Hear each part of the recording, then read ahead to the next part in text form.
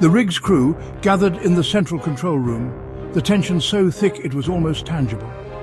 Daniel stood at the helm of the group, his mind churning as he reviewed the events of the past few hours.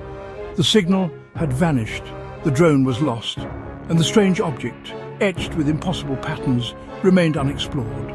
It's not just interference. Something's disrupting our systems. Sabotage. Not likely. You saw the feed before it cut out. That wasn't human. The room fell silent, everyone grappling with the unspoken truth. They were dealing with something beyond their comprehension. Daniel rubbed his temples, the weight of leadership pressing hard. He was new here, but it was his responsibility to keep the crew together. Let's not jump to conclusions. We need facts, not fear. Leah crossed her arms, fixing him with a steady gaze. Then we need to retrieve that drone. Whatever's down there, it's affecting us up here. Dorian nodded. We've got a backup ROV. Smaller, but it'll get the job done. Do it and keep the feed running. I want eyes on that thing the whole time. The room stirred as the crew prepared to deploy the secondary ROV. Daniel felt the mounting unease among them, the way they avoided meeting each other's eyes. It wasn't just the object, it was the sense of something watching them.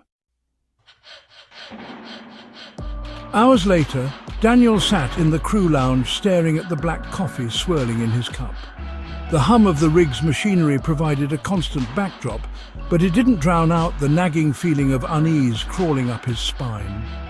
The lounge was empty, except for Leah, who sat across from him, scrolling through her tablet. She looked up, breaking the silence. You think this is just a geological anomaly? Daniel hesitated, then shook his head. No, I don't know what it is, but it's not natural. Whatever it is, it's old and dangerous. The low rumble that had reverberated through the rig earlier returned, deeper and more resonant. It wasn't loud, but it vibrated through the walls, through their bones.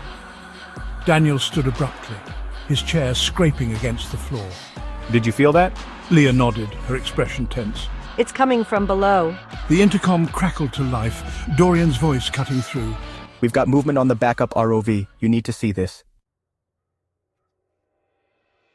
Back in the control room, the main screen displayed the ROV's live feed. The drone descended into the depths, its lights piercing the darkness. Depth, 700 meters. The seabed came into view, its barren expanse a stark contrast to the object ahead. It's moved. Daniel's stomach tightened. She was right. The object was no longer partially buried in the silt.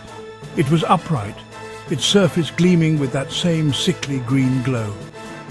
The pattern seemed to ripple, shifting in ways that defied logic. Are those openings? The camera zoomed in, revealing fissures along the object's surface.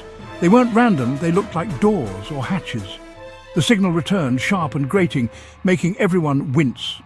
The fissures widened, revealing a pulsating interior, alive with an eerie luminescence. The sound grew louder, almost like a voice, low and guttural, speaking a language none of them could understand. Pull it back! Dorian's hands flew over the controls, but the feed began to distort again. The last clear image showed the ROV drifting closer to the object, as if drawn by an unseen force. Then the screen went black. A loud clang echoed through the rig, followed by a shudder that sent everyone stumbling. That came from inside. Daniel's radio crackled. Harker, we've got a problem. What kind of problem? There was a pause, then... Something's breached the rig.